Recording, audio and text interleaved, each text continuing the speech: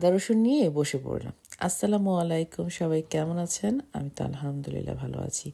মাংস ভিজিয়ে রেখেছিলাম, এটা হাড়সহ মাংস, কিন্তু ভেবেছিলাম বুটের ডাল দিয়ে রান্না করব। রাফানের বায়না হলো মামি একটু বিরিয়ানি খাবো। আমার বাসায় আসলে এক সপ্তাহ চলে গেলে বাচ্চারা মনে হয় যে জীবনেও খায় নাই, বা ওদের ভাবটা এমন থাকে যে অনেক দিন খায় না, এই টাইপের আর কি। তো যাই হোক, আমার বাসায় একটু বেশি বানাতে হয় এটা, যেহেতু বাচ্চারা একটু পছন্দ করে।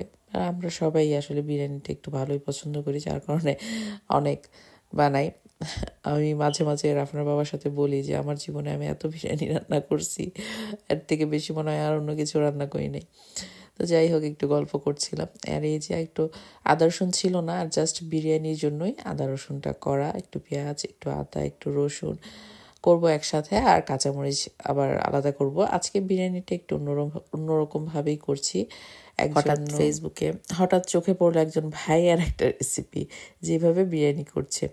তো মনে হলো যে করে দেখি তো কেমন হয়। আসলে নর্মালি আমি এভাবে করি না। তো শুরুতে এগুলো ব্লেন্ড করে নিলাম, আর একটু পেঁয়াজ ভেজে নিচ্ছি। আর এখানে কিশমিশ নিয়েছি, একটু পোস্তদানা নিয়েছি, বাদাম নিলাম, পানিতে একটু ভিজিয়ে রাখলাম, কাঁচামরিচ, সবগুলো একসাথে ব্লেন্ড করে নেব। আর এই যে একদম ছোট ছোট করে মাংস কেটে নিচ্ছি। যেহেতু হাড় সহ মাংস, আমি হাড় এত দেইনি, যেহেতু হাড় সহ মাংস বের করেছিলাম, বেশি হাড় দেইনি, কিছু হাড় রেখে দিয়েছিলাম। আর এবার কেটে ভালো করে ওয়াশ করে নিয়েছি। আর রান্নার পালা, সব ধরনের গরম মশলা দিয়ে দিয়েছি, পেঁয়াজ একটু দিয়ে দিলাম। তারপর দিয়ে দিব আদা রসুন আর পেঁয়াজ পেস্ট করেছি, সেই আদা রসুন আর পেঁয়াজের পেস্ট। এরপর মাংস, আদা রসুন পেঁয়াজের পেস্ট, একটু গরম মশলার গুঁড়ো, আর হচ্ছে লবণ, বাস এইটুকুই। আর এক প্যাকেট দিয়েছি এখানে বিরিয়ানির মশলা। বিরিয়ানির মশলাটা দিয়ে ভালো করে কষিয়ে নেব। মাংসটা দিয়ে দিচ্ছি, এরপর একটু টক দই দিয়ে দিচ্ছি। দই দেওয়ার পর মাংস থেকে যথেষ্ট পরিমাণ পানি বের হয়েছে। আর ওই যে ব্লেন্ড করেছিলাম যে কিশমিশ, ওখানে আমি আবার পেঁয়াজ বেরেস্তাটাও দিয়েছিলাম সাথে, পেঁয়াজ বেরেস্তা দিয়ে ব্লেন্ড করেছিলাম। তো ওটা ব্লেন্ড করে ওই মশলাটা দিয়ে দিয়েছি। মাংসটা কষানো হয়ে গিয়েছে। এবার এখানে চিনি গুঁড়ার চালটা নিয়েছিলাম, একটু ঘি আর তেলের মাঝে চিনি গুঁড়ার চালটা ভেজে নিয়েছি। তারপর মাংসটা মিক্সড করে নিলাম, পানি দিয়ে দিলাম পরিমাণ মতো, আর হচ্ছে পাউডার মিল্ক। আর এই হচ্ছে আমার বিরিয়ানি রেডি।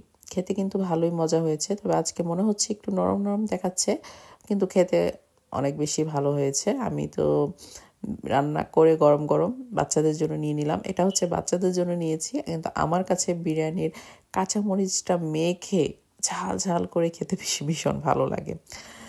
আর এই যে এবার চলে আসলাম মালাই তাওয়া চিকেনটা একটু ডিফারেন্ট স্টাইলের করছি। এখানে প্লেন ইয়োগার্ট আর হচ্ছে জিরা, একটু গরম মশলা, মরিচ, রসুন থেতলিয়ে নিয়েছি।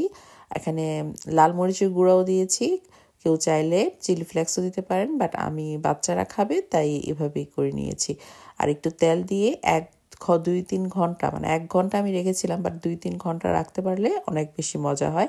আর চুলাটা প্রথম হাই ফ্লেমে দিয়ে পোড়া পোড়া করব, তারপর হচ্ছে চুলাটা লো ফ্লেমে দিয়ে এপাশ ওপাশ করে নেব। এই চিকেনটাও খেতে ভীষণ মজা হয়। যে চিকেনটাও করলাম, বিরিয়ানিও করলাম, তো একটু রায়তা বানাই ফেলি। আর সহজেই একটু রায়তা বানিয়ে নিলাম। রায়তাটা অনেক সহজ। আমি এখানে রায়তাতে পুদিনা পাতা, তারপর কাঁচামরিচ, ধনিয়া পাতা ব্লেন্ড করে দিয়েছি, কুচি করে দেইনি। কুচি করে দিয়েও রায়তাটা বানালে ভালোই হয়, বাট আমার কাছে ব্লেন্ড করে দিলে ভালো লাগে। আর হচ্ছে টক দই, একটু বিট লবণ, একটু লবণ, একটু চিনি, বাস রায়তা রেডি। অনেক আজকে একদমই সহজে 3টা সহজ রেসিপি আমার আপুদের সাথে শেয়ার করলাম। আশা করি সবার কাছে ভালো লেগেছে। আল্লাহ হাফিজ।